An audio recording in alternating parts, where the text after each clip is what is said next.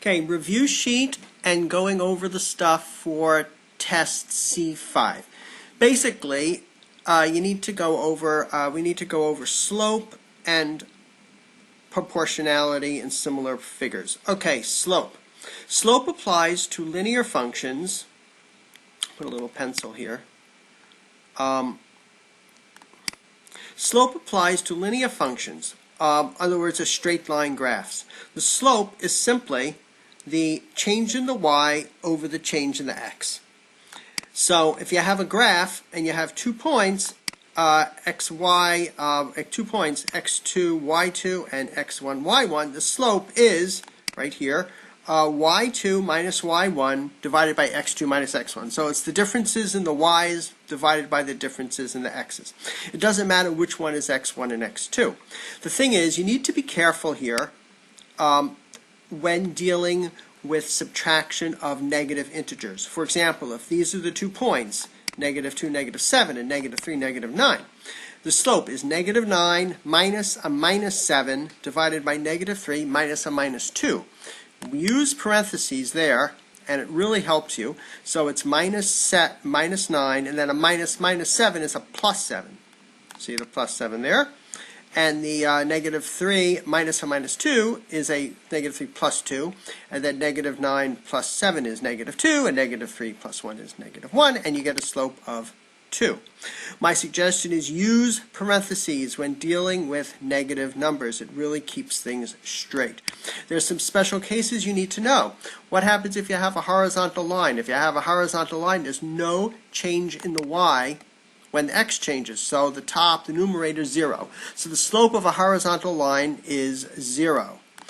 If you have a vertical line like this, you don't have, what happens is there's no change in x, right? X stays the same. So the denominator, it becomes a 0, and you can't divide by 0. So you say when you have a vertical line that the slope is undefined. That would be the answer for a vertical line. A positive slope is a slope that points upward to the right, slants upward to the right. A negative slope slants down to the left. A negative slope slants down to the right. Sorry about that. A negative slope slants down to the right. This is a negative slope. A slope of 1 is like a normal looking line. A steep slope, a high slope, slope of 5 or so is steep, and a shallow slope, slope of like a third, is a shallow line like that. Okay, moving on to the next sheet. Okay, the slope is also known as the constant of proportion. Picking a slope off of a graph. Okay, she's going to give you a graph, and you need to pick the slope off the graph. Best way to do it is to write the formula. y2 minus y1 divided by x2 minus x1. You just read the graph. There's a point right there. It's the y value is 1, and here's another point, and the y value is 0.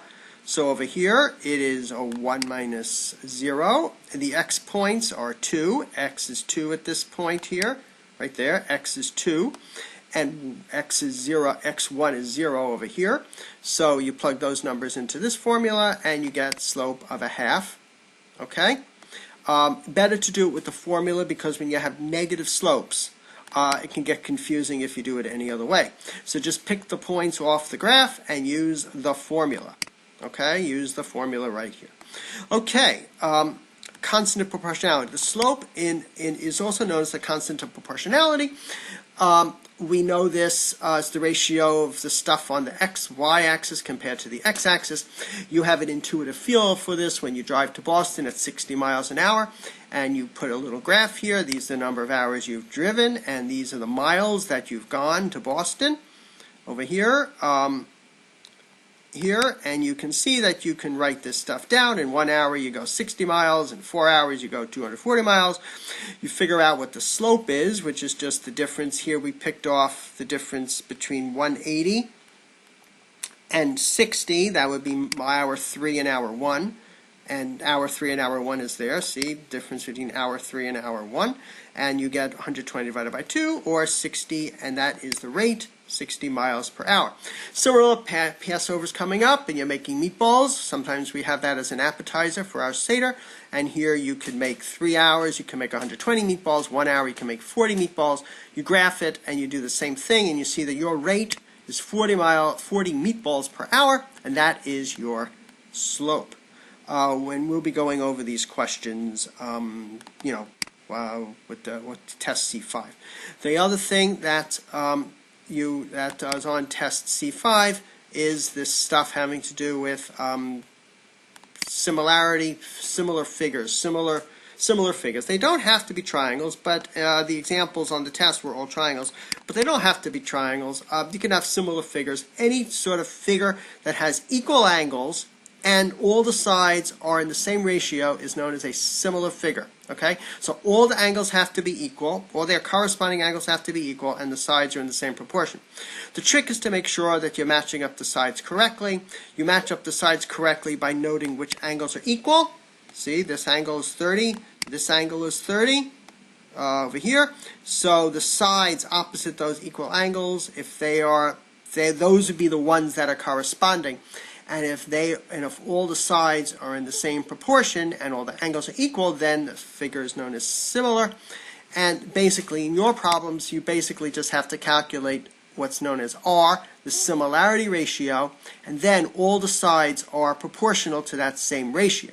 So in this case, you could see that the similarity ratio, this side is 14 and this side is 7, or 7 to 14, so the ratio is 1 to 2 or 2 to 1, depending on how you look at it. So if this side, if 14 is twice as big as 7, right, then this side, and if this side is 12, right, this thing is 12 here, then this side here would have to be 24, right? This side here would have to be 24 because 14 is twice as big as 7. So 20x has to be 24 because that side is going to be twice as big as 12. Okay? Now the trick with triangles, you have to be, she's going to give you nested triangles. You have to be careful. Where the sides can be confusing, but we're going to go through that example. Here's another example of nested triangles. This triangle here, the upper triangle here, see this one here, this triangle here, is similar to the really big triangle. See the really big triangle, okay? So if you're going to do a similarity ratio, it's 7, which is the small side of the small triangle, to the big triangle side, which is 10. See that you have to add the 7 and the 3. She may give you this configuration, so you have to be aware of it. So in other words, the similarity ratio here is 7 to 10, right? 7 to 10. So if they give you that one of the base is 5, the other base is x, you figure out the similarity ratio. 7 is to 10 is 5 is to x, you solve for x, and you get the answer. Okay, so now we can move on to finally to the questions on the test C5. Okay, so here basically it's very straightforward. You're given 2 points and you have to calculate the slope. So you just use the formula, y2 minus y1 is equal to divided by x2 minus x1. You just plug in the numbers. You assign x1, y1 to be 7, negative 3, and x2, y2 to be negative 3, negative 4. You plug in the numbers. Notice the use of the parentheses with the negative numbers. See, that's extremely important. You just go through it and you get negative 1 over negative 10, so that cancels and it's a 1/10 slope. This one is sort of a trick question. You do it and you do the same thing and you notice that the slope, the denominator is 0, so you immediately know that this is a vertical line and the slope is undefined. So the answer is, the final answer is undefined. That's what you say.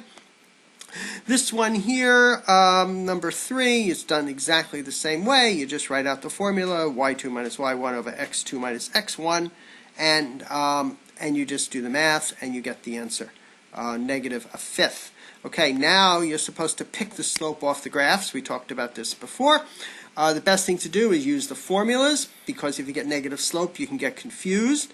So here you just pick off 2 points. This one is 6, 1, and this one is 1, 5. Right, so it's just 6 minus 1. Those are the y values divided by 1, which is the x value, minus 5. And you careful here and you get 5/4, and you put the negative sign in the numerator because that's what you're supposed to do, and you get a slope of negative 5/4. Similar if number 5 is done exactly the same way. Notice this slope is positive. Number 4's slope is negative. Number 6 is a horizontal line, so you know the slope is 0. And number 7 is a vertical line, so you know the slope is undefined. So that's that. Now we just quickly move on to the last page. Here's a question of proportionality. Same thing as going to Boston, except here you're traveling on a wakeboarder. And they give you 2 points. You can just put them on a graph roughly, and then you just do the same formula, y2 minus y1 divided by x2 minus x1. It's always the same formula. Write it out and be careful. And here you just divide 260, right? It's 288 minus 28 divided by 9 minus 1, which is 260 divided by 8. Now you have to simplify. So you just start dividing everything by 2. You get 130 over 4, and then you divide by 2 again, which is what, 65 over 2. Hopefully I didn't make a mistake. And you leave it as 32.5 feet per second. Make sure you have the unit in there, feet per second. It's important. Okay, so the slope is equal to the speed. We talked about that in the exam, in the stuff having to do with driving to Boston and making meatballs.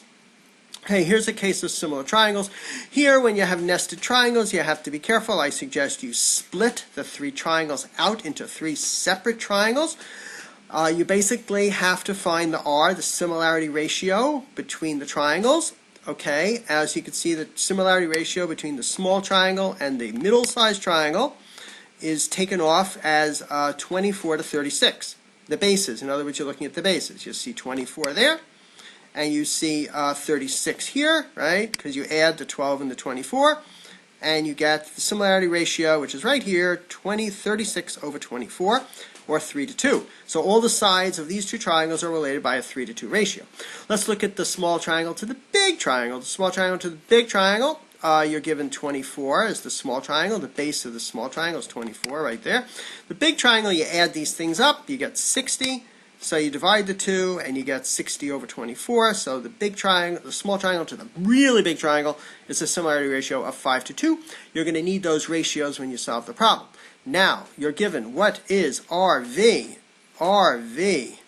So basically the hypotenuse. So it looks like with the hypotenuse, RV, this distance here, RV. So you know that these ratios are 3 to 2, and the hypotenusy thing, this distance, this RT thing, which is the corresponding side, is to 25. So you write the ratio. 3 is to 2 as x, which is what you're trying to find out, is to 25. You cross multiply, you solve for x. Hopefully I did it right. You get 37.5. Same thing for number 10, Rx. She didn't put an x there. You see, there should have been an x there. Rx is the same thing. These 2 triangles have a ratio of 5 to 2. And the hypotenuse thing, it does not necessarily know it's a hypotenuse, but it certainly looks like a hypotenuse. It's 25 on the small triangle, and you're trying to find it on the big triangle. So it's really the same problem as question 9, except the similarity ratio is 5 to 2. And number 11 is a height. You're asked the height, Wx. Here, the height of this small triangle is 7. So the corresponding height would be the ratio 5 to 2, but you're expanding 7. You're basically multiplying 7 times 5 over 2, right? 7 times 2.5. And 7 times 2.5, yeah, sounds about right to be 17.5. When you do these things, do these answers make sense? In fact, they do. Looking at these things, they actually do make sense, right? 62.5 is a little bit bigger than 60. Right, 62.5 is a little bit bigger than 60, as notice that 25 is a little bit bigger than 24. So the numbers are starting to make sense. Last question, given these 2 triangles, you want to find the ratio, that is the similarity ratio. So, but they have to be corresponding sides. So the way to find corresponding sides is you look at the angles that are equal. Angle B is equal to angle Q, because you have those 2 little thingies, right? So the 2 sides opposite these angles those are the corresponding sides. So the ratio is the ratio of one corresponding side to the other corresponding side. So it would be 16 to 12, right? Therefore, that is the ratio of the triangles. Now you have to be really careful how you answer this question, because here she's asking you triangle ABC 2PQR. That's the big triangle, to the small triangle, okay? So that means you have to answer it as 4 to 3. If she reversed it, right, and she said, what's the small triangle to the big triangle, then it would be 3 to 4. So you can get the ratio sort of right, but you have to make sure it's in the correct way she asks it. She wanted it sides of big triangle to sides of small triangle, okay? So you have to be careful to answer the question like that, right? Big triangle to small triangle. That's why it's 4 to 3. Okay, that's it. Hope this helps. You can always contact me if you have questions, but I think you're going to be okay on this. Now you can just go ahead and redo these questions yourself, and you should be fine. The test should be very similar to this. Okay, good luck. Speak to you later. Take care. Bye-bye.